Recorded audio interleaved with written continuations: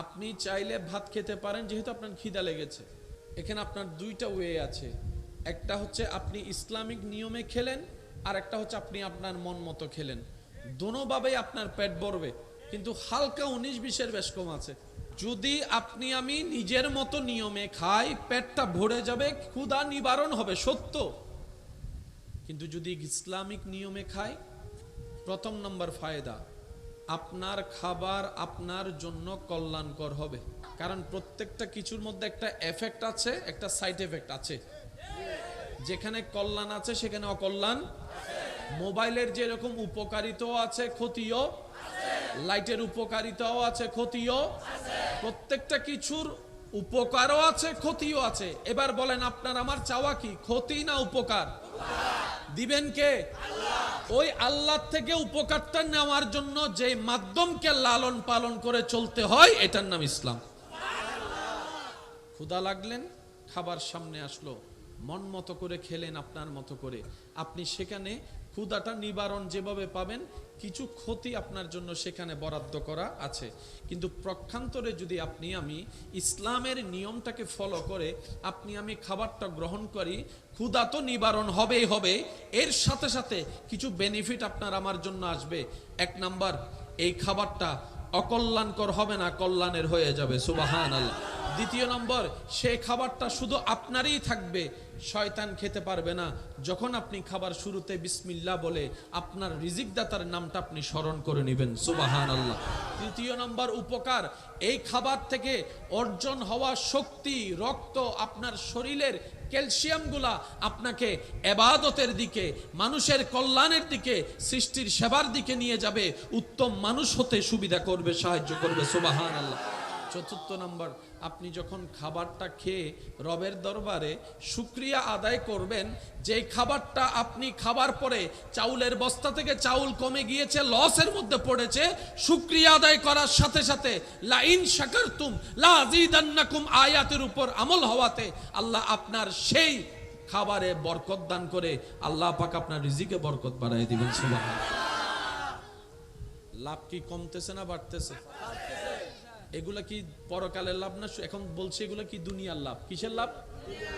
এবার আপনার শুধু ইসলামিক নিয়মে খাওয়ার কারণে এই খাবারটা পরকালীন সওয়াব হয়ে গিয়েছে। আর একটু জোরে। তা আমরা তো বুদ্ধিমান মানুষ, নিজেদেরকে দাবি করি লস হওয়ার দরকার কি, লসে যাব কেন, লসে নিব কেন, লস তো করার দরকার। আমরা তো বুদ্ধিমান, আমরা তো লাভটাই না চাইবো।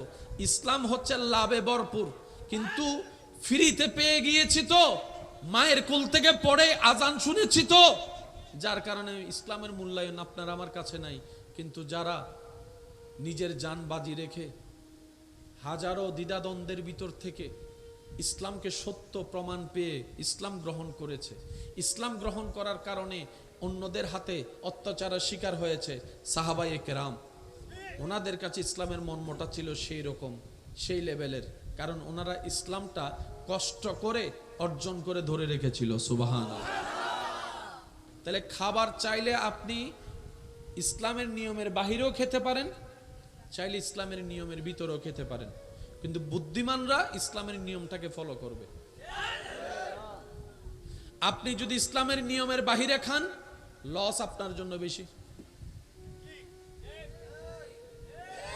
কারণ কথাটা বললে জানি না কোন দিকে চলে যায়, তবেও বলি, আমরা সবাই স্বাধীনতা খুঁজি, সবাই স্বাধীন হতে চায়, কিন্তু আমার দৃষ্টিতে স্বাধীনতা দেওয়াটা উচিত না। কারণ আমরা স্বাধীনতার ব্যবহার করতে জানি না। আমরা স্বাধীনতা মানে মনে করি ছোট বড়র সাথে বেয়াদবি করা। আমরা স্বাধীনতা মানে মনে করি যেমনে মন চায় তেমনে চলা। আমরা স্বাধীনতা মানে মনে করি যা ইচ্ছা তা করা। আমরা স্বাধীনতা মানে মনে করি তারকে অন্যজনকে মেরে নাকটা ফাটাই দেওয়া। আমরা স্বাধীনতা মনে করি গরিবদের রক্ত চুষে খাওয়া। আমরা স্বাধীনতা মনে করি অন্যের কষ্টের কারণ হওয়া। তো স্বাধীনতা দরকার কাদের?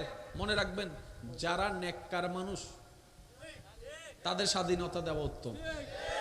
যারা ভদ্র মানুষ তারা স্বাধীনতা পেলে কল্যাণকর হয়।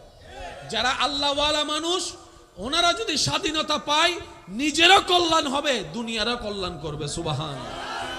আমাদের মতো মানুষ স্বাধীনতা ডিজার্ভ করে না, কারণ আমরা স্বাধীনতার ব্যবহার করতে, এই কথায় একমত আছেন আপনারা সবাই? জোর করে নাকি সজ্ঞানে? একটু আওয়াজ দিয়ে বলেন, জোর করে না সজ্ঞানে? কিছু একটা করতে গেলে আগে মুরব্বীরাদের সামনে ছোটরা বেয়াদবি করতো না, ভয় পাইতো। এখন যদি মুরব্বীরা কাউকে ডাক দেয়, প্রথম কথাই বলে আর বাবর টিয়া দিয়ে আই হায় তোমার কি। এই স্বাধীনতা দেওয়া কি ঠিক হয়েছে? একটু জোরে বলেন, ঠিক হয়েছে? আমার মুরব্বীর এখানে স্টেজে বসা অনেক বয়োজ্যেষ্ঠ মানুষ আছেন, আগে শিক্ষক দেখলে ছাত্ররা সাইকেল থেকে নেমে এক কোনায় চলে যেত, ঠিক? এখন শিক্ষকের সামনে দাঁড়ায় সেলফি তুলে শিক্ষকের কাঁধের উপর হাত তুলে দিচ্ছি আমরা, আবার শিক্ষককে যদি পরীক্ষার হলে যদি খাতা টাতা নিয়ে ফেলে বেয়াদবিও করতে আমরা দ্বিধাবোধ। যে দিন থেকে ব্যাত উঠে গেছে, কথা বলেন না ভাই, যে দিন থেকে শিক্ষকের হাত থেকে ব্যাত উঠে গেছে, আমরাও কেমন জানি বেয়াদব হয়ে গেছি। স্বাধীনতা আসলে কাদের দরকার? যারা নেককার, যাদের মন সুন্দর, চিন্তা সুন্দর। আমাদের মতো অভদ্রদেরকে স্বাধীনতা দিলে পুরা পৃথিবী ধ্বংস এমনিই হয়ে যাবে। স্বাধীনতা দরকার, স্বাধীনতার বিপক্ষে নয়, কিন্তু কারা স্বাধীনতা পাওয়ার যোগ্য যদি লিস্টি করেন, আপনার বিবেকও মানতে বাধ্য হবে। যারার মন চিন্তা সুন্দর, নিয়ত সুন্দর, তাদের স্বাধীনতা পাওয়া দরকার। কথা বলেন ঠিক কিনা? আল্লাহ তাআলা আমাদেরকে একটু বুঝার তৌফিক দান করুন। এখন হতান হদি এক মিককে টিকটক ফেসবুকে যাই হুকে যাইগো হইন্য পারি, তারপর বর্তমান সময় লাগাই দিতে পারে না পারে, ওই 5 সেকেন্ড 10 সেকেন্ড হারিয়ে রে উবেরে বাস মারজি, উবেরে গুতো মারজি, আল্লাহ হুকে যাইতাম আওয়াজ আর হলো ইন্ন গুজুন। আল্লাহ আমাদের সবাইকে বুঝার তৌফিক দান করুন। তাহলে ইসলাম মানলে লাভ কাদের? আওয়াজটা একটু বড় করে দেন। ইসলাম মানলে লাভ কাদের? দুনিয়াতেও লাভ। আচ্ছা, দিন দিন মানুষ সুস্থ হচ্ছে না অসুস্থ হচ্ছে?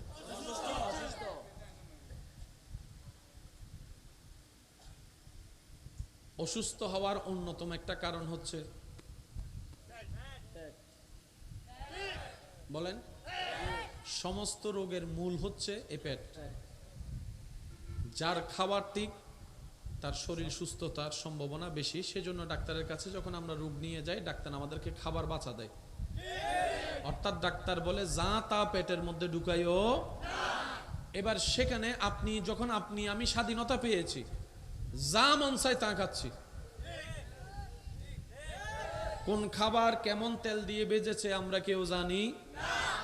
কোনটা জিন্দা কুড়া কোনটা মরা কুড়া সেটাও জানি? সব শুধু। এবার কিছুদিন পরে এই রোগ বেড়ে গিয়েছে, কোলেস্টেরল বেড়ে গিয়েছে, প্রেসার বেড়ে যাচ্ছে, এই হচ্ছে সে হচ্ছে। কেন? আমরা এটাকে ব্যবহার করতে জানি না। এবার বলেন, নিজে সুস্থ থাকার জন্য পেটকে কন্ট্রোল করার দরকার আছে না নাই? আবার পেটকে খাবার দেওয়ার দরকার আছে না নাই? তো এটাকে কতটুক দিলে কল্যাণকর হবে, এটা আসল জানবে কে? যে বানাইছে। উনি ছাড়া তো আর কেউ জানবে? এবার সেই আল্লাহ যে ধর্মে এই নিয়ম জানিয়ে দিয়েছেন, এটাই হচ্ছে ইন্নাদ-দীনা ইনদাল্লাহিল ইসলাম। এবার আল্লাহ পাক বলছেন, বান্দা পেট দিয়েছি, খাবারও আমি দিব, কিন্তু খাবার দায়িত্বটা তোর। হাত দিয়ে দিয়েছে খাবার জন্য, খাবার দায়িত্ব তোর, কিন্তু আমি আল্লাহ তোকে পরামর্শ দিলাম, পেটকে 3 ভাগ করবি। পেটের 1 ভাগ থাকবে খাবার, 1 ভাগ থাকবে পানি, আর 1 ভাগ থাকবে খালি। আবার বলছে, একটু খেয়াল করি আমরা সবাই, যিনি বানিয়েছেন উনি সিস্টেম দিচ্ছেন। আল্লাহ পাক বলে যে আমি এমন ভাবে বানিয়েছি, এই নিয়মে চললে এটা ভালো থাকবে। আল্লাহর নিয়মটা কি? 1 ভাগ থাকবে হালাল খাবার, 1 ভাগ থাকবে পানি, আর 1 ভাগ থাকবে খালি। এবার সত্যি করে বলেন, এই নিয়মে কি আমরা খাওয়া দাওয়া করি? আমি সবার আওয়াজ শুনি নাই, আরো জোরে বলতে হবে। এবার বলেন, দোষ কাদের? দোষ কাদের? বানানেওয়ালা সিস্টেম বলে দিয়েছে কি দেয় নাই? জানাই দিছে কি দেয় নাই? বলে দিছে কি দেয় নাই? কিন্তু আমরা নিয়ম পালন করতে পারি? আমরা কি করি? 3 ভাগের 2 ভাগেই আবার সেটাকে লোড করে পানি দিয়ে বোঝানো হদে হদে দূর পর্যন্ত চলে এসে আর হাইতে না হয় না বাজে হয় না আরো জোরে হন না। রমজান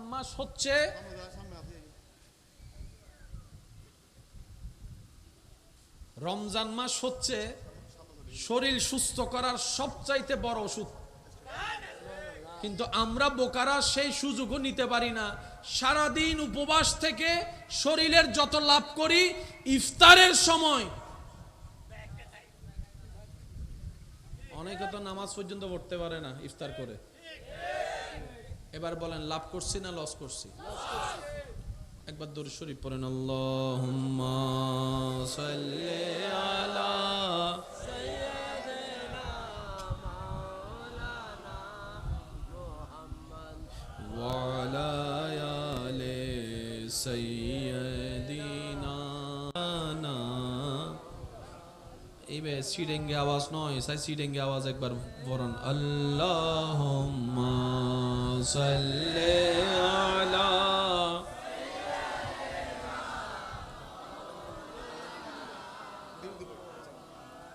وعلى آل سيدنا আল্লাহ তুমি দয়া করো নসিব করো মদিনা, সেই মদিনা না দেখায়া কবরেতে নিও না। আল্লাহুম্মা সাল্লি আলা সাইয়্যিদিনা মাওলানা মুহাম্মদ ওয়া আলা আলি সাইয়্যিদিনা। মোহাব্বতের আওয়াজে একবার বলি মারহাবা। পিছন পর্যন্ত সবার আওয়াজ শুনতে চাই, জোরে বলি মারহাবা। আল্লাহ আমাদের সবাইকে একটু বুঝার তৌফিক দান করুক, নিজের ভালো বুঝার তৌফিক দান করুক, নিজেকে গুরুত্ব দেওয়ার সম্মান দেওয়ার তৌফিক দান করুক। ইমানদার ভাইয়েরা, আমার কথা কি বুঝতে কোনো কষ্ট হচ্ছে? আমি আমার জায়গা থেকে সর্বোচ্চ সহজ করে বলার চেষ্টা করছি, বাকিটুকু আল্লাহ পাকের ইচ্ছা। মনোযোগ।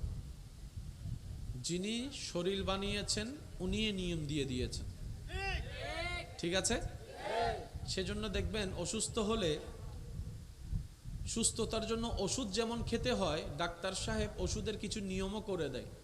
এটা খাবার এতক্ষণ আগে, এটা খাবার এতক্ষণ পরে। ব্যাপার কি? কারণ ওই মেডিসিনের সাথে খাবার আগে পরের একটা সম্পর্ক আছে। আপনাকে ওষুধ দেওয়ার আগে ডাক্তার মহোদয় আপনার বয়স জিজ্ঞেস করে, কেন? এই বয়সের সাথে ওষুধের এমজির সম্পর্ক আছে। অনেকেই অ্যান্টিবায়োটিক নেয় কিন্তু সম্পূর্ণ কোর্স শেষ করে না। ডাক্তার যেহেতু বলেছেন 6 দিন খেতে হবে, 7 দিন খেতে হবে, তার মানে উনি বুঝে শুনেই তো বলেছে। আমাদের অনেকেরই বদ অভ্যাসটা আছে, ওই 1 দিন 2 দিন 3 দিন খাওয়ার পরে যদি একটু ভালো লাগা শুরু করে ওষুধ বন্ধ করে দেয়। এই কাজ করা যাবে? বলেন না, এই কাজ করা যাবে? যেইভাবে ডাক্তার সাহেব পরামর্শ দিয়েছেন সেইভাবে চলতে হবে। কারণ একটা হচ্ছে উপর থেকে ভালো হওয়া, আর একটা হচ্ছে গোড়া থেকে ভালো হওয়া। অনেক সময় উপর থেকে ভালো হলে আমরা মনে করি অসুখ ভালো হয়ে গিয়েছে, কিন্তু 30-40 বছর পরে যখন বয়স 40-45 হয় তখন ওই ওষুধটা আবার দেখা যায়। কিরে এত বছর আগে হয়েছে আবার এইখানে কেন? কিংবা অন্য রূপে আসলো, বলে যে তুমি গোড়াটা নষ্ট করতে পারো নাই বলে এটা আবার দেখা দিয়েছে। সেজন্য অ্যান্টিবায়োটিক সম্পূর্ণ কোর্স শেষ করতে হবে কি হবে না? প্রত্যেকটা কিছুর একটা নিয়ম, বলেন না ভাইয়া, প্রত্যেকটা কিছুর একটা নিয়ম। পেট কয় ভাগ? 1 ভাগ। বলেন 1 ভাগ খাবার, 1 ভাগ, 1 ভাগ আর 1 ভাগ যেটা শুধু নিঃশ্বাস নেবেন। খাবার কখন খেতে হবে? যখন খিদা লাগে। কতটুক খাবেন, খিদা বাকি থাকতে খাবার শেষ। সুবহানাল্লাহ, একটু জোরে বলি না। বর্তমান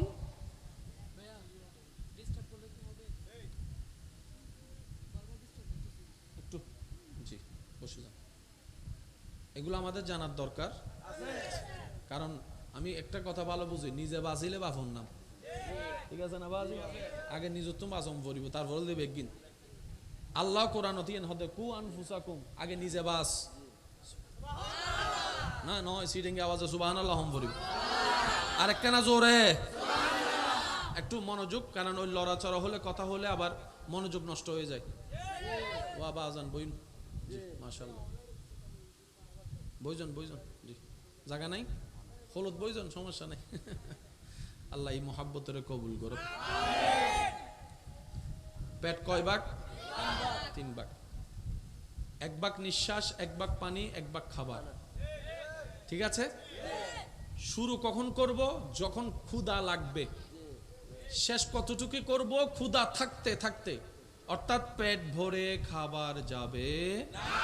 2 নম্বর নিয়ম, সকালের খাবার হবে রাজার মতো, দুপুরের খাবার হবে রাজার ছেলের মতো, আর রাতের খাবার হবে ফকিরের মতো। তাহলে শরীর সুস্থ থাকবে কি থাকবে না? খাবার নিয়ম জানানো হয়েছে কি হয় নাই? এবার নিজেকে যখন আমরা প্রশ্ন করব, তখন দেখব সকালবেলা নাস্তা করে না এমন অনেক ছেলে এখানেও আছে। আছে আছে, হাত তুলতে বলবো না, ওই এমনি তুলে ফেলতেছে আমার ভাইয়েরা। ইসলাম বলে, ডাক্তার বলে, চিকিৎসা বলে, সকালের খাবার ভালো করে খাও। সকাল মানে 12টা 11টা নয়, বেশিরভাগের তো সকাল হয় আল্লাহ দিলে। সকাল বেলার খাবার রাজার মতো যদি সুস্থ থাকতে চাও, দুপুরের খাবারটা একটু কমিয়ে দাও যদি সুস্থ থাকতে চাও, আর রাতের খাবারটা মোটামুটি এশারের টাইমের আশেপাশে খেয়ে নাও, অল্প করে খাও, যেন শেষ রাতে তোমার ক্ষুধা লাগে। ওই ক্ষুধাটাই তোমার শরীরের ভিতরের সমস্ত কার্যক্রমকে নতুনভাবে অ্যাক্টিভ করবে। সকালে নাস্তা খাওয়ার সাথে সাথে খাবারের মজাটাও পাবা, ক্ষুধা নিবারণ করার স্বাদও পাবা, সারাদিন কাজ করার এনার্জিও পেয়ে যাবা। সুবহানাল্লাহ। সিস্টেম আছে না নাই? বলেন সিস্টেম আছে না নাই? আমরা পালন করতে জানি। এবার আওয়াজ দিয়ে বলেন দোষ কাদের? দোষ কাদের? আমরা রাতে এমন ভাবে খাই। এবার বলেন, রাত্রে খাওয়ার পরে কিছুক্ষণ কি করতে হবে? বলি একটু কষ্ট করে। দুপুরে খাওয়ার পরে একটু একটু দুপুরে খাওয়ার পর অল্প সময় যে আরামটা করতে হয়, আমার শিক্ষিত সমাজের ভাইয়েরা আমার চাইতে আরো ভালো জানে। শরীরের ঘুমের একটা এনার্জির দরকার, তো অনেক সময় ঘুম পারফেক্ট হয় না, কিন্তু কাজে চলে যেতে হয়, কিন্তু কাজে গিয়েও ওই ঘুমের কারণে আর কাজ করতে পারা যায় না। তখন ওই ব্যক্তিরা একটা ঘুম ঘুমায়, যে ঘুমটা হয় 3-4 মিনিট, 5 মিনিট, 10 মিনিটের, কিন্তু সেই ঘুমটা ঘুম থেকে উঠার পরে মনে হয় যেন 4-5 ঘন্টা ঘুমাইছে। অনেকে চেয়ারে বসে ঘুমায় না, অনেকে দেখবেন টেবিলের উপর হাত রেখে একটু ঘুমায়, কাস্টমার আসলে আবার উঠে যায়। এই 5-10 মিনিটের ঘুমে শরীরকে নতুন ভাবে রেস্টার করে। চিকিৎসা বিজ্ঞানের ভাষায় এটাকে বলা হয় পাওয়ার ন্যাপ। একই ঘুমের কথা 1450 বছর আগে আল্লাহ নবীকে দিয়ে জানাই দিয়েছেন। ওই ঘুমকে বলা হয় দুপুরের পরে, খাবারের পরে কাইলুলা ঘুম। সুবহানাল্লাহ। ইসলামকে আমরা বুঝতে জানিনি, বুঝার চেষ্টা কখনো করিনি, ব্যর্থতা আমাদের। 6-7 ঘন্টা ঘুমায়ে যে এনার্জি পাওয়া যায়, 5-10 মিনিটের ঘুমের মধ্যে সেই শক্তির ব্যবস্থা করে দেন কে? আল্লাহ পাক বলে যে আমি বান্দা তোমাদেরকে ঘুমের ব্যবস্থা করে দিলাম। ব্যস্ততার কারণে বসে তোমাকে ঘুমাতে দিবে না অনেক সময়, কিন্তু তোমার শরীর তো ঘুম দরকার, আমি আল্লাহ অল্প করে ঘুমের ব্যবস্থা করে দিলাম। 5-10 মিনিট ঘুমাবা, এনার্জি পাবা 5-6 ঘন্টার। সুবহানাল্লাহ। এবার বলেন নিয়ম আছে না নাই? এবার আসেন, আল্লাহ তাআলা বলে সারাদিন পরিশ্রম করলে তোমার এনার্জির জন্য ঘুমের দরকার, আর ঘুমের জন্য আমি আল্লাহ রাত ব্যবস্থা করে দিয়েছি। ঘুমের জন্য টাইম কি বলেন না সবাই? ঘুমের জন্য টাইম কি? এই রাতের ঘুমটা তুমি তোমার নিয়মে ঘুমালে ঘুম হয়ে যাবে, কিন্তু আমি রবের দেওয়া নিয়মে যদি তুমি ঘুমাও, তোমার ঘুমানোর প্রত্যেকটা নিঃশ্বাস নেওয়া এবং ফেলা সওয়াব লেখা হবে, সওয়াব লেখা হবে, সওয়াব লেখা। যদি ইসলামের নিয়মে তুমি ঘুমাতে পারো, তোমার ঘুমানোর স্টার্টিং থেকে শুরু করে একদম ঘুম থেকে উঠা পর্যন্ত ইসলামের নিয়ম দিয়ে শুরু করে ইসলামের নিয়ম দিয়ে যদি শেষ করে উঠতে পারো, আমি আল্লাহ তোমার আমলনামায় সওয়াবের ব্যবস্থা করে দিব। শুধু তাই নয়, তুমি যদি বাউযু অবস্থায় ঘুমাতে পারো, ঘুমের মধ্যে যদি তোমার মৃত্যু হয়, ওই মৃত্যুটা শহীদের মর্যাদা আমি আল্লাহ দান করে দিব। সুবহানাল্লাহ। দুনিয়ারও লাভ, আখিরাতেরও লাভ, ডবল ডবল লাভ। কি ডবল ডবল লাভ? সে ধর্মের নাম ইসলাম। তো নিব কারা? যাদের লাভ চায়, যাদের লাভ দরকার, যারা লাভ বুঝি, তাদের এই নিয়ম, ইসলামের নিয়ম, আদেশ নিষেধ পালন করার দরকার আছে। বলেন না ভাইয়া? আচ্ছা, ডাক্তারের কাছে গেলে ডাক্তারে বেশি বেশি কি খাইতে বলে? বলেন না। পানির দাম বেশি না মদের দাম বেশি? আরো জোর হন। পানির দাম বেশি না মদের দাম বেশি? হন ডাক্তার হইও না বেশি বেশি মদ, হন ডাক্তার হই না। ও ডাক্তার, পানির জন্য তো মদের দাম বেশি বলি হর, আর এক কালাম মদ খাইতে দাও না, হত মৃত্যু মন চাইলে হাসো না। আর কেন জোর হন না? লিভার নষ্ট করতে মন চাইলে হাসো না, নিজের পরিবার ধ্বংস করতে মন চাইলে হাসো না, নিজের সকাল বিকাল দুপুর নষ্ট করতে মন চাইলে হাসো না। ডাক্তার হাত দিবে দামি দুনিয়ার সগত, কল্যাণের সুগন্ধি দিবের হনো দাম। ইসলাম সেটাকে হ্যাঁ বলে যেটার মধ্যে আছে মানুষের জন্য কল্যাণ। ইসলাম সেটাকে না বলে যেখানে মানুষের মধ্যে কোনো কল্যাণ নাই, সেখানে ইসলাম কখনো পারমিশন দেয় না। আমি আমার যুবক ভাইদেরকে অনুরোধ করব, ইসলামের যে কোনো সাবজেক্ট আপনি ধরবেন, ইসলামকে প্রশ্ন করবেন আপনার জীবন সম্পর্কে, প্রত্যেকটা প্রশ্নের উত্তর ইসলাম দিয়ে দিবে। সুবহানাল্লাহ। কি কোনো সমস্যা হয়েছে দিকে? হ্যাঁ, আচ্ছা, সবাই যেভাবে কি করতেছে, আল্লাহ রে আল্লাহ, এগুলো আমি কমিটির ভাইদেরকে বলতেছি, সবাই মিলে দরুদ শরীফ পড়েন। আল্লাহুম্মা সাল্লি আলা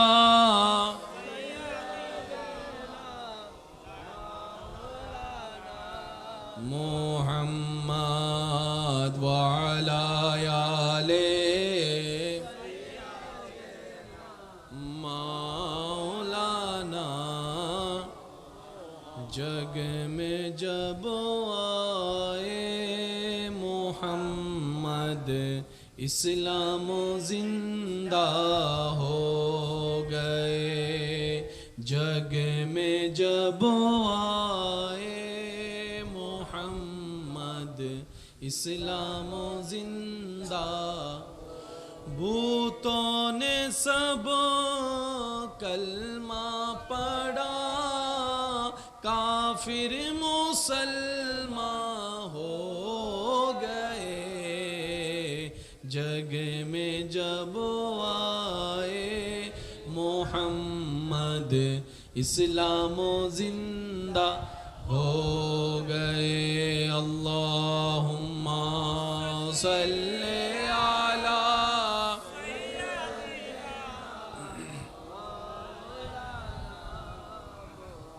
وعلى آل سيدنا مولانا। উচ্চ আওয়াজে একবার বলি আলহামদুলিল্লাহ। আল্লাহ তাআলা আমাদের সবাইকে ইসলামের আদেশ নিষেধ মানার, চলার তৌফিক দান করুন। আল্লাহ তাআলা মানব জাতিকে যত ধরনের নিয়ামত দিয়েছেন তোর মধ্যে অন্যতম একটা নিয়ামতের নাম হচ্ছে সময়। কি? হায়াত বলি, সময় বলি, টাইম বলি, যার যেটাই বলি শান্তি পাই। এই সময়কে যে কাজে লাগাতে পারে তার দুনিয়াতেও কল্যাণ হয়, আখিরাতে কল্যাণ হয়। সুবহানাল্লাহ। ব্যস্ততা কার নাই? সবার আছে। কথা বলেন। সবারই আপন আপন জায়গায় কোনো না কোনো ব্যস্ততা। তবে আমি অনুরোধ করব, এই দুনিয়াতে থেকে একবার চলে গেলে কি আর আসা যাবে? এই দুনিয়ার যে মা বাবা পেয়েছি সেই মা বাবা কি আর পাওয়া যাবে? স্ত্রী স্বামী কি আর পাওয়া যাবে? সন্তানদেরকে নিয়ে কি খেলা আর যাবে? এই দুনিয়ার আনন্দ নিয়ামত উপভোগ করার আর কোনো সুযোগ হবে? সেজন্য অনুরোধ রাখবো সবার কাছে, হাজারো ব্যস্ততার ভিতরে কিছু সময় নিজের জন্য, পরিবারের জন্য বের করার চেষ্টা করবেন। কিছু সময় নিজেকে চিনার জন্য সময় দেওয়ার চেষ্টা করবেন। একাকিত্ব থাকার চেষ্টা করবেন। একাকীভাবে নিজেকে প্রশ্ন করার চেষ্টা করবেন, আমার কোন কোন দিকে কমতি আছে যেগুলো শুধরাইলে আমি আল্লাহর প্রিয় বান্দা হতে পারবো। সুবহানাল্লাহ। একটু সময় দিবেন নিজের রাগ কন্ট্রোল করার জন্য, একটু সময় দিবেন নিজের অভিযোগকে মিটানোর জন্য, একটু সময় দিবেন নিজেকে আফসোস থেকে বের করে আনার জন্য, একটু সময় দিবেন রবের দরবারে শুকরিয়া করে রবকে খুশি করার জন্য। সুবহানাল্লাহ। দরকার আছে না নাই? কারণ সময় দাতাকে যদি আপনি খুশি করতে পারেন, সময়ে বরকত এনে দিবেন কে? আর আমাদের সবার সময়ের মধ্যে বরকতের দরকার আছে। এবার আমি মূল আলোচনার দিকে যাচ্ছি, যেটা না বললে এই জিনিসগুলা বোঝা সম্ভবপর ছিল না। আমি বেসিকটা তৈরি করতে পেরেছি বলে আমার মনে হয়। আল্লাহ পাক আমাদের সবাইকে মনে রাখার তৌফিক দান করে। ইমানদার ভাইয়েরা, ধর্মের নাম কি বলেছিলাম? আপনি আমি থাকলেও ইসলাম থাকবে, আপনি আমি না থাকলেও ইসলাম থাকবে। ইসলাম কখনো মানুষের ধার। মনে রাখবেন, এই ইসলাম কোনো নতুন ধর্ম নয়। এই ইসলাম শুরু হয়েছে আদম নবী থেকে, পরিপূর্ণ হয়েছে আমাদের নবীর বেলায় এসে। সুবহানাল্লাহর জোরে। পৃথিবীর সর্বপ্রথম ধর্মের নাম ইসলাম। কারণ পৃথিবীতে আদম নবীর আগে আর কেউ ছিল? ওই আদম নবীর যেটা সেটাই তো প্রথম। আদম নবীকে জিজ্ঞেস করেন, উনি বলবে লা ইলাহা ইল্লাল্লাহ। সুবহানাল্লাহ। ওই ইসলামের জগতে সময়ে সময়ে যুগে যুগে আল্লাহ তাআলা হিকমতে পৃথিবীর ধারে, পৃথিবীর বুকে নবী রাসূলকে পাঠিয়েছেন। সেই ধারাবাহিকতায় আস্তে আস্তে আস্তে আস্তে আস্তে সবার শেষে তিনিই এসেছেন। সবার শেষে আল্লাহ ওনাকেই পাঠিয়েছেন, যিনি সমস্ত নবীদের ইমাম, সরতাজ। সুবহানাল্লাহ। ভাগ্য গুণে যে নবীর উম্মতের খাতায় আপনার আমার মতো গুনাহগার উম্মতের নাম লেখা হয়েছে, সেই নবী কেমন? আল্লাহু আকবার। বাবা একটু মনোযোগ। সেই নবী যার কদম জমিনে হাত বাড়িয়ে দিলে হাত চলে যেত জান্নাতের বাগানে, যার শান সম্পর্কে কোরআন কথা বলে। পৃথিবীতে কোরআনের চাইতে দামি কোনো কিতাব সেই কোরআন যার শান ও মান নিয়ে কথা বলে, উনি হচ্ছেন আপনার আমার নবী রাহমাতুল লিল আলামিন। আমরা বলি এত বিশাল আকাশচুম্বী সম্মান উনার। নবী এমন একজন আল্লাহর সৃষ্টি, আল্লাহর হাবিব, যাকে আল্লাহ তাআলা সব কিছুর মধ্যে সৃষ্টি জগতে সবচাইতে বেশি সম্মানিত করেছেন। তিনি আপনার আমার নবী রাহমাতুল লিল আলামিন। আপনাকে আমাকে চিনে কয়জনে? কিন্তু সৃষ্টিতে নবীকে চিনে না এমন কেউ নাই। সুবহানাল্লাহ বললে সুন্দর হবে। যারা আমার নবী রাহমাতুল লিল আলামিনের উম্মত তারা জোরে বলেন সুবহানাল্লাহ। মাশাআল্লাহ, আর একটু জোরে বলেন সুবহানাল্লাহ। আপনাকে আমাকে চিনে মাত্র 2, 3, 5 জনে। আমাদের নবীকে আসমানে চিনে, জমিনে চিনে, পাহাড়ে চিনে। আমি সুবহানাল্লাহ শুনতে পাচ্ছি না তো ভাই? আপনার গাছে চিনে, পাথরও সালাম দিয়ে চিনার জানান দেয়। আপনার আমার নবীকে প্রথম আসমানের ফেরেশতা চিনে, দ্বিতীয় আসমানের ফেরেশতা চিনে, চতুর্থ পঞ্চম ষষ্ঠ সপ্তম সমস্ত আসমানের ফেরেশতা চিনে। চিনে তো চিনে, আপনার আমার নবীকে জান্নাতের প্রত্যেকটা রুমে চিনে, জান্নাতের প্রত্যেকটা হুরে চিনে। আপনার আমার নবীকে সমস্ত ফেরেশতাদের সর্দার জিব্রাইলে চিনে। সুবহানাল্লাহ। আপনার আমার নবীকে মিকাইল ফেরেশতা চিনে, ইসরাফিল ফেরেশতা চিনে, আজরাইল ফেরেশতা চিনে। আপনার আমার নবীকে রিদওয়ান ফেরেশতা চিনে, মালেক ফেরেশতা চিনে, আরশ বেহানকারী ফেরেশতারা চিনে। শুধু চিনে তা নয়, শুধু চিনে তা নয়, কি সৌভাগ্য আপনার আমার, কপালটা কত ভাগ্য ভালো আপনার আমার। এমন একজন নবীর উম্মতের খাতায় আল্লাহ তাআলা আপনার আমার নামকে লিপিবদ্ধ করেছেন, যেই নবীকে সৃষ্টি জগৎ শুধু চিনে না, ফেরেশতারা শুধু চিনে না, ইন্নাল্লাহা ওয়া মালাইকাতাহু ইউসাল্লুনা আলান নবী, সমস্ত ফেরেশতারাও সেই নবীর উপর দরুদ পড়ে। সুবহানাল্লাহ। শুধু চিনে না, দরুদও পড়ে। দরুদ। আপনাকে আমাকে চিনে কয়জনে? নিজের বউ তো বালা করি নো চিনে, চিহ্ন মাথা কা নিজের বউ তো বালা করি, বন্ধুও বালা করি চিনে না? চিনেতে 10 ভাগের 2 ভাগ মাথাও না। 8 ভাগ তো বন্ধুর হাসও গোপন, বউর হাসও গোপন, জামাইয়ের হাসও গোপন, মা বাবার হাসও গোপন। চিনা হওয়া জানে। আর আজকাল তো চিনি বেললে হত ধরলে বেজ্জুত বানা হাম চলের, শুধু একখানা মানুষের হাসে পরিচিত হয়ে বেললাই। আল্লাহ আর আরে মাপ গরক, মা এখানে জোরানো হইবেন না। আমাদের নবীকে সৃষ্টি জগতের সবাই চিনে, শুধু চিনে না, সবাই মানে। শুধু মানে না, সবাই মোহাব্বত করে। শুধু মোহাব্বত করে না ভাই, নবীর উপর দরুদ পড়ে, সালাম পড়ে। সুবহানাল্লাহ। এই নবীটা কাদের নবী? আওয়াজটা একটু বড় লাগবে। কাদের নবী? এই নবীটা কাদের নবী? এই নবীটা কাদের নবী? আল্লাহর হাবিব যিনি, ওই নবী কাদের নবী? নবী জগতের ইমাম যিনি, তিনি কাদের নবী? মুক্তাদিরা অন্য নবী, ইমাম হয়েছেন আমাদের নবী। আল্লাহু আকবার। কি সৌভাগ্য আমাদের, কি সৌভাগ্য। সমস্ত সৃষ্টি নবীকে চিনে।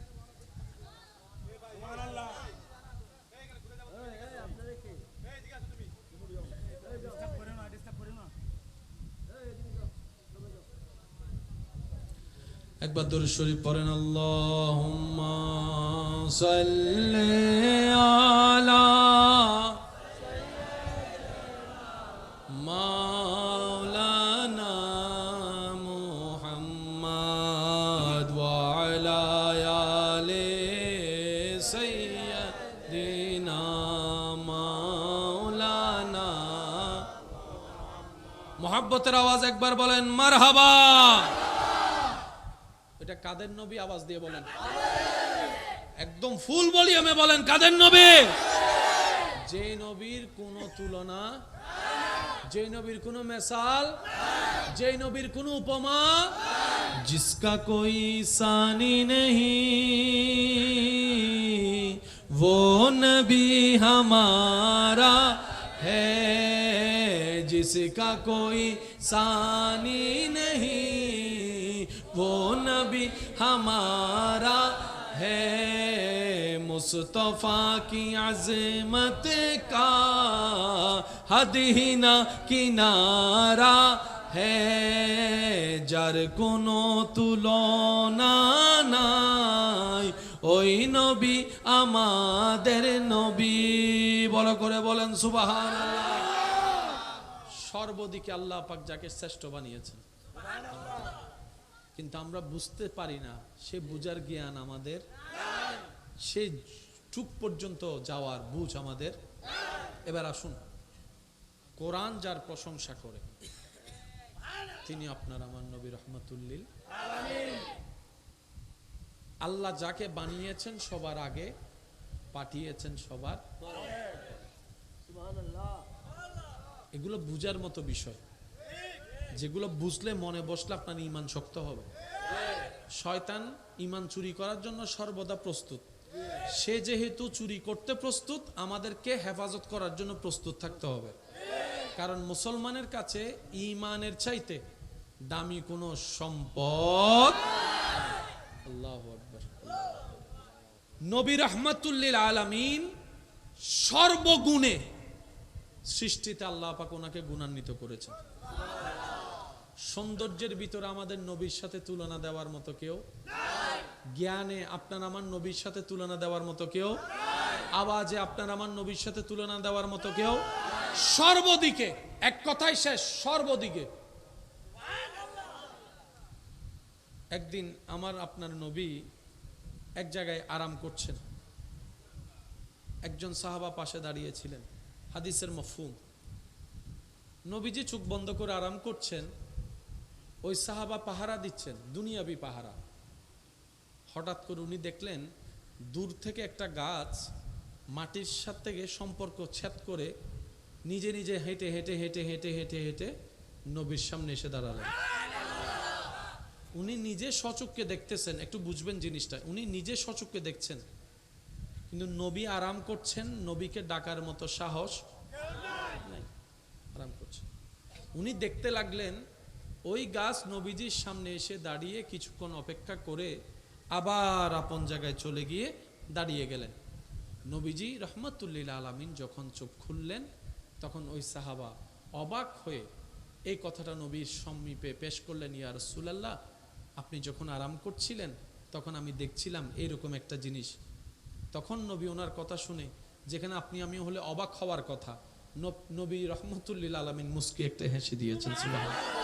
নবীজি মুস্কি হেসে বলেন, আমি যখন এখানে আরাম করছি দেখছে, তখন ওই গাছটা আল্লাহর কাছে অনুমতি চেয়েছে, আল্লাহ গো, তোমার হাবিব নবী, তোমার পেয়ারা নবী, রহমাতুল লিল আলামিন নবী, জান্নাতের মালিক নবী, সমস্ত নবীদের ইমাম নবী, আল্লাহ মেরাজের দুলা নবী, আল্লাহ তোমার হাবিব নবী এখানে আমার কাছে এসেছে।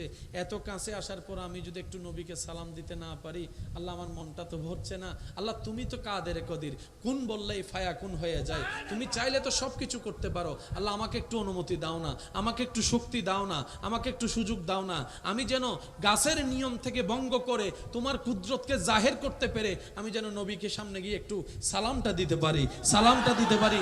নবী বলে, ওই গাছ আল্লাহর কাছ থেকে অনুমতি চেয়েছেন, আল্লাহ অনুমতি দিয়েছেন, কুদরতি ব্যবস্থাপনায় সেই গাছে এসে আমাকে আপন ভাষায় সালাম দিয়েছেন। সুবহানাল্লাহ, আল্লাহু আকবার।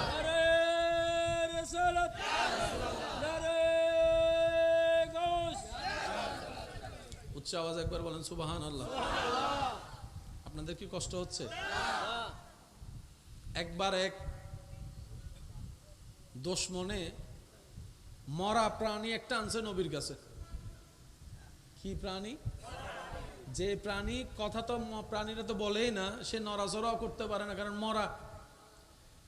এসে আপনার আমার নবীর সামনে রেখে বলতেছে ওদের ভাষায়, যেটা আপনার আমার পক্ষে উচ্চারণ করা সম্ভব, নবীর নাম মোবারক ধরে বলতেছেন, আপনি যদি সত্যি নবী হন, আপনি যদি সত্যি নবী হন, তাহলে এই মরাটারে জিন্দা করে দেখান। কারণ তারাও জানতো, যারা নবী আল্লাহর কাছের প্রিয় বান্দা, ওনারা কথা বললে, ওনারা কিছু চাইলে আল্লাহ কখনো ফেরত দেয় না। আর আল্লাহর পক্ষে মরা জিন্দা করা কোনো ব্যাপারই না, এটা ওরাও জানতো। তো নবী কি সত্য নাকি মিথ্যা, এটা যাচাই করার জন্য আসলো মৃত প্রাণী নিয়ে। নবীজির সামনে রাখার পরে নবীজি একটু মুস্কি হেসে ওই প্রাণীর দিকে তাকালেন। দিল তো বলে উঠলো যা বলার, সাথে সাথে নিষ্প্রাণ প্রাণীর ভিতর প্রাণ চলে আসলো। তার দাবি ছিল মরাকে জিন্দা করা, মৃতকে জিন্দা করা, এতটুক দাবি ছিল। কিন্তু সেখানে ঘটনা এর চাইতে আরো 2 গুণ এগিয়ে গেল। ওই মৃত প্রাণী জীবিত হওয়ার পরে আল্লাহর হুকুমে ওই প্রাণীর মুখের জবান খুলে গেল। জবান খুলে বলে, আশহাদু আন লা ইলাহা ইল্লাল্লাহ, আমার আপনার নবীর নবী হওয়ার সাক্ষ্য ওই প্রাণীটাই দিয়ে দিল। ঘটনা ঘটাই দিলেন কে? আল্লাহ। আল্লাহ চাইলে সব পারে? বলেন না ভাই, আল্লাহ চাইলে সব পারে? অন্য নবীদেরকে আল্লাহ কিছু কিছু মুআজিজা দিয়েছেন, একটু বুঝবেন। মূসা নবীর মুআজিজার কথা আপনি আমি কম বেশি সবাই জানি। লাঠি দিয়ে আঘাত করার পরে আল্লাহর হুকুমে পানি, বলেন না, পাথরের মধ্যে লাঠি দিয়ে বাড়ি দেওয়ার সাথে সাথে পাথর থেকে পানি বের হওয়া শুরু হলো। ওই লাঠিটা মাটির মধ্যে রাখার পরে লাঠিটা সাপ হয়ে গেল। অন্য সব নবী রাসূলকে আল্লাহ কিছু কিছু মুআজিজা দিয়েছেন, কিন্তু আপনার আমার নবীকে আল্লাহ তাআলা মুআজিজা বানিয়ে পাঠিয়েছেন। আমি শুনি না, আরো জোরে বলেন, আরো জোরে বলেন। আপনার আমার নবীর চুল মুবারকের মাথা থেকে পায়ের তালু মুবারক পর্যন্ত আফাত মুস্তাক মুআজিজা আর মুআজিজা। আপনার আমার নবীর চুল মুবারক মুআজিজা, চোখ মুবারক মুআজিজা, ঠোঁট মুবারক মুআজিজা, কথা মুবারক মুআজিজা, হাত মুবারক মুআজিজা, আঙ্গুল মুবারক মুআজিজা, পা মুবারক মুআজিজা, বসা মুবারক মুআজিজা। সুবহানাল্লাহ বলতে থাকি। আপনার আমার নবীর তাকানো মুআজিজা, চলা মুআজিজা, দুনিয়াতে থাকাও মুআজিজা, দুনিয়া থেকে যাওয়াও মুআজিজা। আল্লাহু আকবার।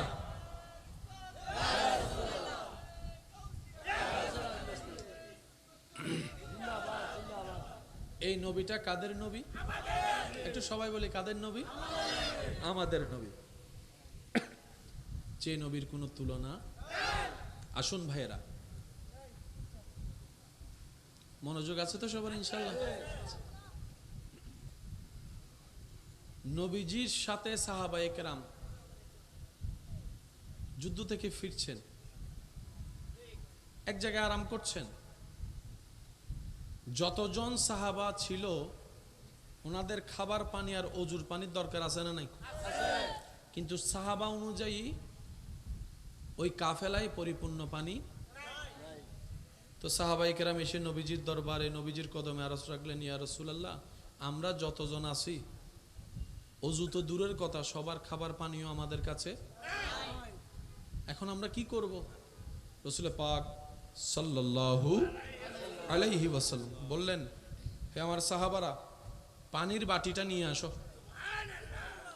যে পাত্রে পানি আছে ওই বাটিটা নিয়ে আসো। নবীজির হুকুমে বাটি নিয়ে আসা হলো। আপনার আমার নবী নবুয়তের হাত ওই বাটিতে রাখলেন। শুনি নাই? বাটিতে পানির পাত্রে আল্লাহর হুকুমে নবী রাহমাতুল লিল আলামিন হাত রাখার সাথে সাথে নবীজির আঙ্গুল মোবারক থেকে পানি বের হওয়া শুরু হলো।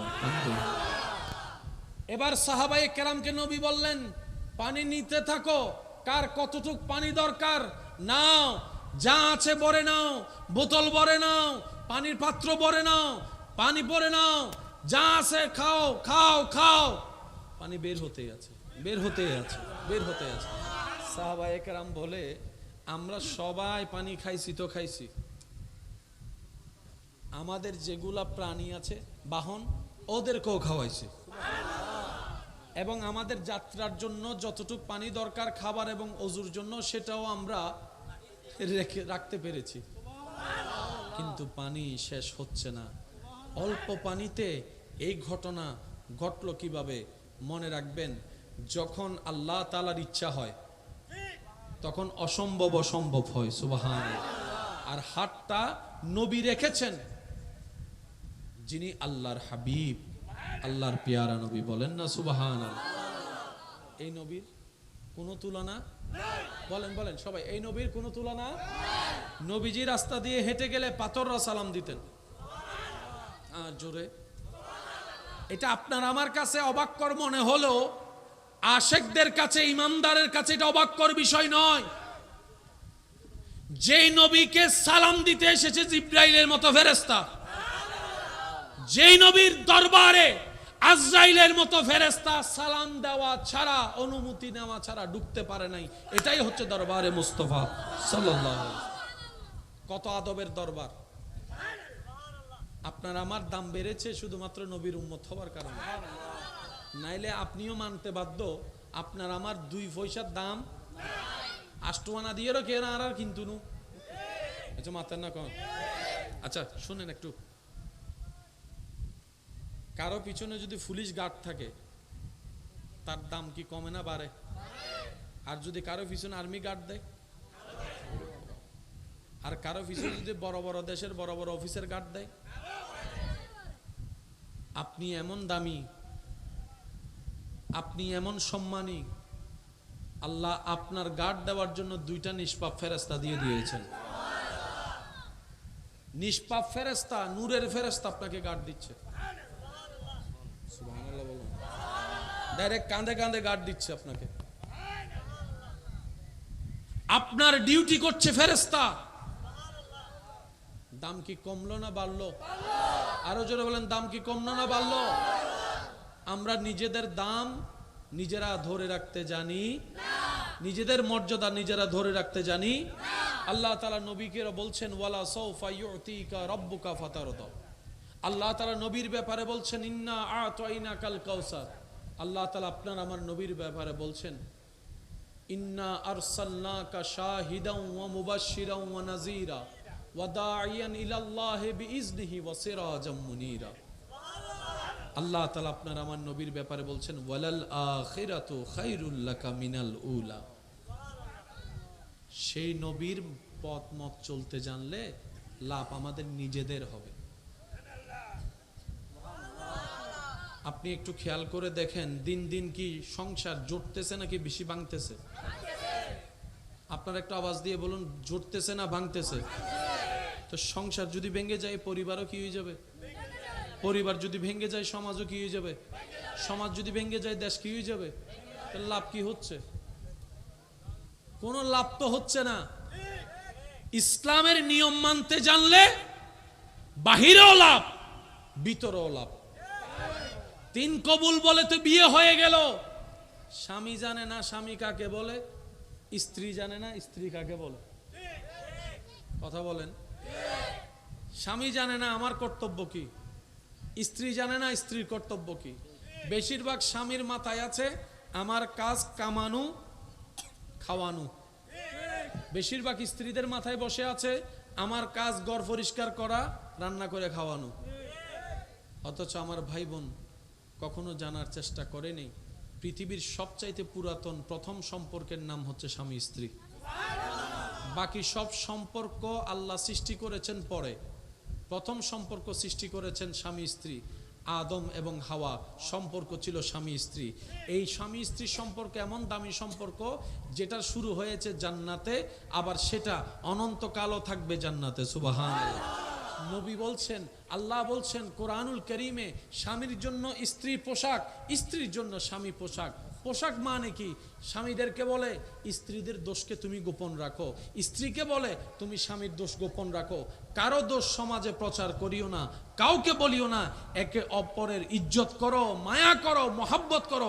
সংসারে সংসার হয়ে যাবে, সওয়াবে সওয়াব হয়ে যাবে। আপনার আমার ঘরে যে মা বোনেরা রান্না করে, এই রান্না করার কারণে সওয়াব পায়। সুবহানাল্লাহ।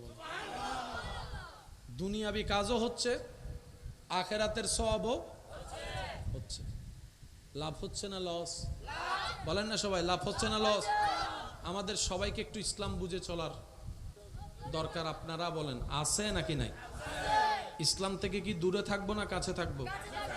5 ওয়াক্ত নামাজ ইসলামে আছে, পড়লে লাভ না লস? ইসলামের মধ্যে সুদ খাইতে কি করেছে? নিষেধ করেছেন। বলেন ইসলামে সুদ খাইতে কি করেছে? গোশ খাইতে, মদ খাইতে, গাঁজা খাইতে, অন্যকে অত্যাচার করতে, মানুষকে কষ্ট দিতে, মানুষকে কঠিন কথা বলতে। ইসলাম যা যা নিষেধ করেছে আমরা সেগুলোই বেশি করি। কি বলেন আপনারা? এবার বলেন দোষ কার? আল্লাহ যদি জাহান্নামে দেয় আমাদেরকে, আমরা নিজেদের দোষে। ইসলাম কত সুন্দর। সম্পত্তি বন্টনের ব্যাপারে দেশীয় আইন আছে না নাই? কিন্তু ইসলামের ফরায়েজও, ইসলামের মধ্যে ফরায়েজও, আমরা বেশিরভাগ মানুষ ফরায়েজ দিয়ে সম্পত্তি বন্টন করতে জানি না, যার কারণে বরকত হারাই ফেলি। বছরে একবার সম্পদের নির্দিষ্ট পরিমাণের উপর কি দিতে হয়? যাকাত। জাকাত দিলে সম্পদ পবিত্র হয়। সুবহানাল্লাহ। জাকাত দিলে সম্পদ কি হয়? পবিত্র হয়। পবিত্র হয় মানে আপনার সম্পদে বরকত হবে, আপনার পরবর্তী প্রজন্ম আরো ডবল সম্পদের মালিক হবে। এটা একটা ট্যাক্স যেটা আল্লাহর কাছে জমা থাকে। সরকারে বিভিন্ন জায়গায় কাজ করে না বা কেন মাটি হন না, রাস্তা টাস্তা বাঁধেনি, ব্রিজ ট্রিজ বাঁধেনি, হারার টিয়া দিয়ে আবার হারারে বুঝতে এবার হারা ট্যাক্স হয়ে দিয়ে হোল্ডিং ট্যাক্স, জমিনের ট্যাক্স, গড়ের ট্যাক্স, এই ট্যাক্স সেই ট্যাক্স জমিয়ে তো ইন্দি রাস্তায় বই মাতর না কেনা ইন্দি ফ্লাইওভার গই সরকার হন নিজের পকেট ফাইলে আর গিন লদে, ঠিক আছে না? আর গিন দিয়ে আর বুঝতে ইবে ওদের ট্যাক্স ইবে কি ইবার ফায়দা বেগুনুস অনর ট্যাক্স ফায়দা বেগুনো ফান্নান অফার। মনে রাখবেন, আল্লাহর জন্য কেউ যা করবে, যা যতটুকু করবে সর্বনিম্ন 10 গুণ বেশি পাবে, সর্বোচ্চ 700 গুণ বেশি পাবে, আর এর উপরে যাবে বেগাইরে হিসাব আল্লাহ তাকে দান করবেন। আপনার জীবনই কি শেষ নাকি ছেলে মেয়ের জীবন আছে? ছেলে মেয়ের জীবনই শেষ নাকি নাতি নাতনি আছে? এগুলা আস্তে আস্তে আপনার থেকে নাতি নাতনি আস্তে আস্তে কত সরকার আসবে, কত সরকার যাবে, কিন্তু আসল মালিক তো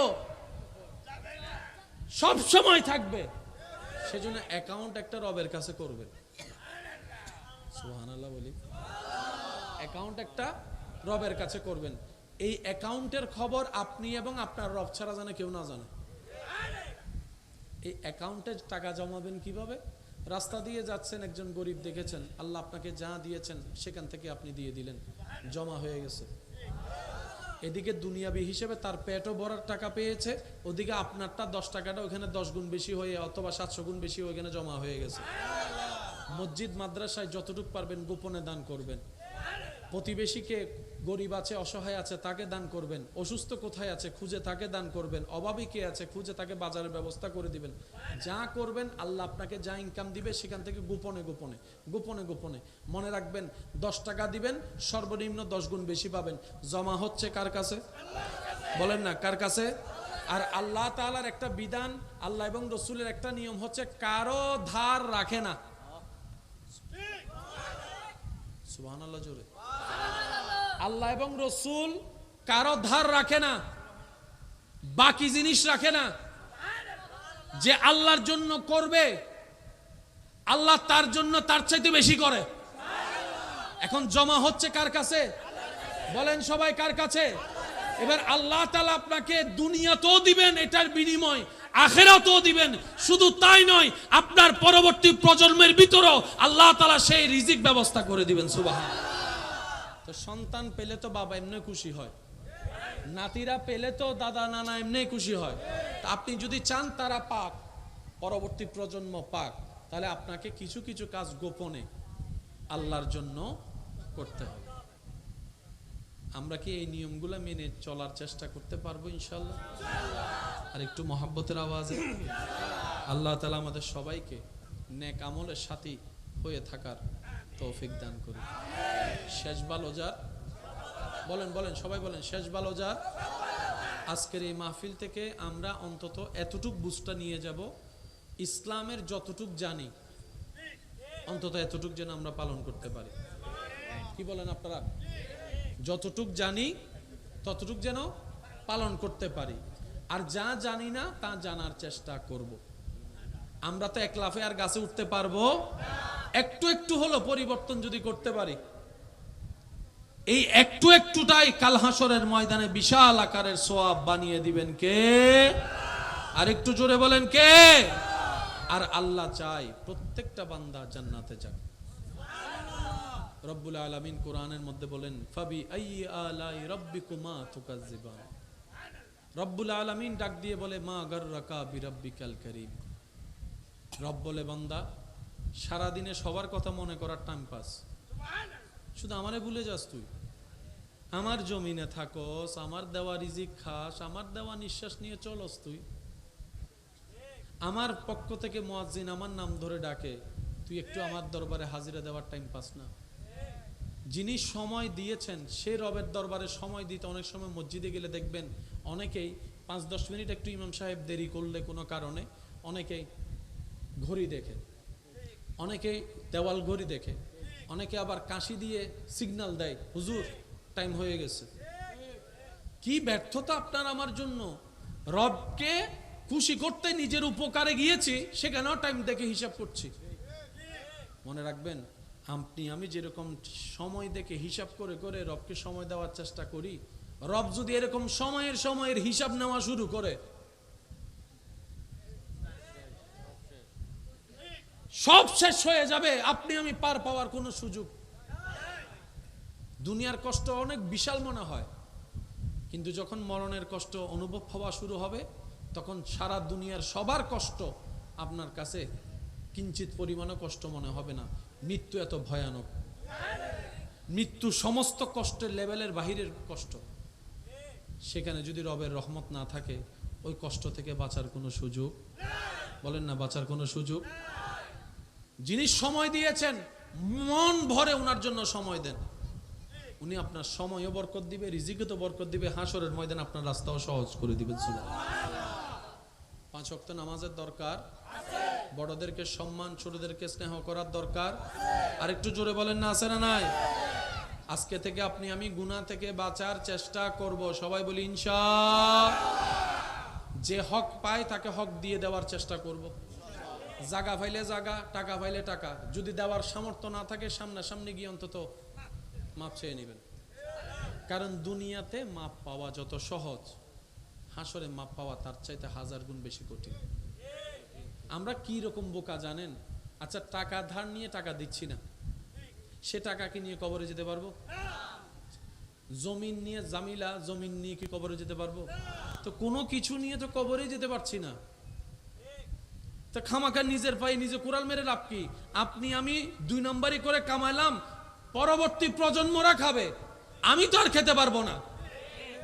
5 তলা বিল্ডিং আপনি বানাইছেন, থাকতে পারবেন না, ছেলে মেয়েরা থাকবে। আর যদি ভাগ্য খারাপ হয়, সেটা এখান থেকে অনেকে ওদেরকে বের করে দিবে, অন্যরা দখল করে নিবে, তখন কি করবেন? সেজন্য জিম্মাদারিটা রাখতে হবে কার কাছে? এই যে আমরা আপনারা বলি না ইন্স্যুরেন্স, বলে না ইন্স্যুরেন্স আছে না? ইন্স্যুরেন্স মানে কি? এক কথায় বুঝেন, আপনার যদি পা ভেঙে যায়, দিবে হ দেরি, ওই আর বদ্দা হর এনে দিব হ দেরি, ঘুরাইতে ঘুরাইতে জোর হন না, ঘুরাইতে ঘুরাইতে এনে আয়ের এন বাবা হবুদ এখন দি ফেলার, ঠিক আছে না? কিন্তু যাতে দিবের টাইম হয় এতে নাই, আর বদ্ধকলের হতা অনুযায়ী এবার খেয়াল করেন। ইন্স্যুরেন্সের দরকার আছে না নাই? ইন্স্যুরেন্স করলে আল্লাহর কাছে করেন। এখানে ইন্স্যুরেন্স করলে দিতে হয়, ওখানে ইন্স্যুরেন্স করার জন্য, এখানে ইন্স্যুরেন্স করার জন্য ফর্ম পূরণ করতে হয়, ওখানে ইন্স্যুরেন্স করার জন্য নিয়ত করতে হয়। নিয়ত করলে হয়ে যাবে।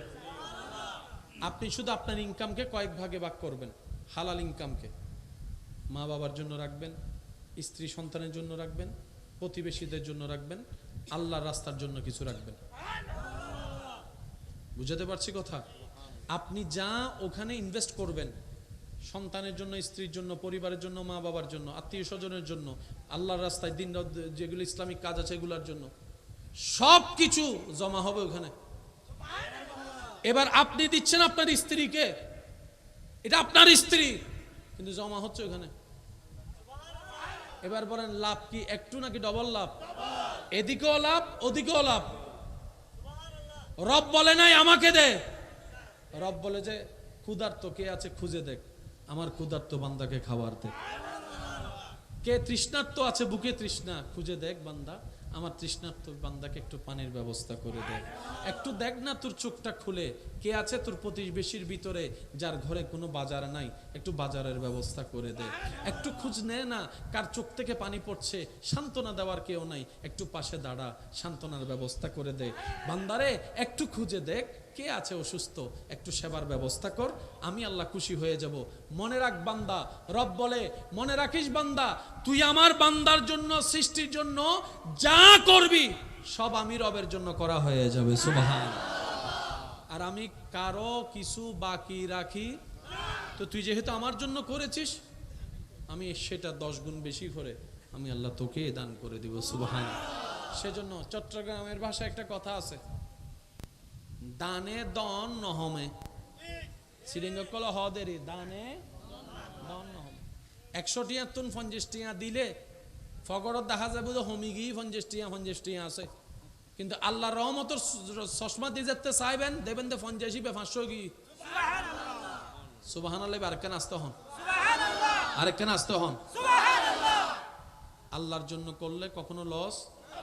তবে একটা কথা মনে রাখবেন, এটা একটু শুনতে মানতে কষ্ট হলেও মেনে নেওয়া দরকার। এই পৃথিবীতে যতদিন থাকবেন, যতজনের উপকার করবেন, উপকার করার আগে মনে মনে চিন্তা করবেন সে আমাকে একদিন লাথি মারবে এই সুযোগ পেলে। আপনি যারই উপকার করবেন এটা মাথায় বসায় ফেলেন, সে সুযোগ পেলে পিছনে পিঠে দ্বিধাবোধ করবে। যাকে আপনি গর্ত থেকে টেনে তুলবেন হাত দিয়ে, সে একদিন আপনাকে ল্যাং মেরে গর্তে ফেলার চেষ্টা করবেই করবে। কারণ এটা পৃথিবী, এটা দুনিয়া, এটা জান্নাত নয়। দুনিয়াতে চিরস্থায়ী সুখ বলতে কোনো শব্দ নাই, দুনিয়াতে চিরস্থায়ী শান্তি বলে কোনো শব্দ নাই। সেজন্য মুমিনরা বড় বুদ্ধিমান। মুমিনরা বলে কান্না করি আর হাসি, দুনিয়ার টাইম তো চলে যাচ্ছেই যাবে। আমি দৌড়াই আর এক জায়গায় বসে থাকি, সকাল তো রাত হবে, এটার তো শেষ আছে, ওটার তো শেষ নাই। সুতরাং এই দুনিয়ার জীবন আমি সহ্য করে, ধৈর্য ধরে, শুকরিয়া করে, কোন রকম কাটাই ফেলে ইবাদত করে, ইমানটা ঠিক রেখে আল্লাহ তাআলা আমাকে হাসরের ময়দানে পরকালীন জীবনে এমন নিয়ামত দান করবেন যেটার কোনো শেষ নাই, সেটার কোনো শেষ নাই, যে নিয়ামতের সুখের শান্তির কোনো অভাব নাই, সুবহানাল্লাহ। বোকারা দুনিয়া নিয়ে ভাবে, বুদ্ধিমানরা আখেরাত নিয়ে ভাবে। বোকারা দুনিয়ার জমায়, বুদ্ধিমানরা আখেরাতের জমায়। এবার সিদ্ধান্ত আমাদের, বোকা হয়ে পরিচিত হব নাকি বুদ্ধিমানের পরিচয় দিব। যার যার জায়গা থেকে শেষে নিজের ভালো নিজেকে বুঝতে হবে, নিজেকে চিনতে হবে। বলছিলাম যে উপকার করতে হবে শুধুমাত্র কার খুশির জন্য। দুনিয়ার কারো থেকে থ্যাংক ইউ পাওয়ার দরকার। আপনার ঘরে যদি কোনো অসুস্থ মুরব্বী থাকে, দেখবেন আপনি নিজেই সেবা করেন, আবার ওই মুরব্বী আপনারই দোষ ধরে। আপনি ওনার প্রস্রাব পায়খানা পরিষ্কার করেন, কিন্তু উনি বকা দিল আপনারা দেয়, ঝাঁটি মারলো আপনারে মারে। তখন অনেক সময় অনেকে বলে, হ্যাঁ করি লাভ কি? করে লাভ আছে, এখানে বুঝবেন না, চোখটা বন্ধ করলে বুঝবেন। সুবহানাল্লাহ। আর একটু জোরে বলেন সুবহানাল্লাহ। আর একটা কথা মনে রাখবেন, মানুষ যত বৃদ্ধ হয় তত ছোট বাচ্চা হয়। বৃদ্ধ মানুষের অভ্যাসগুলো দেখবেন ছোট বাচ্চাদের মতো জিদ করে বেশি। ছোট বাচ্চারা যেরকম একটু থেকে 19-20 হলে হ্যাঁ করে কান্না করে, মুরব্বীরা তার কান্না করতে পারে না, এটা রাগ দিয়ে দেখায়, জিদ দিয়ে দেখায়। তো সেজন্য যাদের ঘরে মুরব্বী আছে, মনে রাখবেন আল্লাহর পক্ষ থেকে আপনাদের ঘরের জন্য আলাদা একটা রহমত বরাদ্দ হয়ে আছে। সেজন্য যাদের ঘরে মুরব্বী আছে সম্মান করবেন, ধৈর্য ধরবেন। ওনারা তো ছোট বাচ্চার মতো জিদ করবে, বাঁচবে আর কয়দিন, হাঁটতেও পারে না, চলতেও পারে না, যে কোনো একটা মুহূর্তে চলে যাবে। সেবা করার চেষ্টা করবেন। আল্লাহ তাআলা আমাদের সবাইকে নবীর ওয়াফাদার উম্মত হয়ে কবরে যাওয়ার তৌফিক দান করুন। শত ব্যস্ততার ভিতরে রিজিক দাতার দরবারে শুকরিয়া আদায় করার জন্য 5 ওয়াক্তে 5 বার নামাজের মাধ্যমে সিজদা দেওয়ার আল্লাহ তৌফিক দান করুন। আল্লাহ তাআলা আমাদের সবার হৃদয়ে শান্তি দান করুন, প্রত্যেকটা পরিবারে শান্তি দান করুন। এই মাহফিল যারা সাজিয়েছেন, সহযোগিতা করেছেন, আল্লাহ সবাইকে কবুল করুক, আমিন। চলেন আমরা তারা একটু নবীকে সালাম দিই। ইয়া নবী সালাম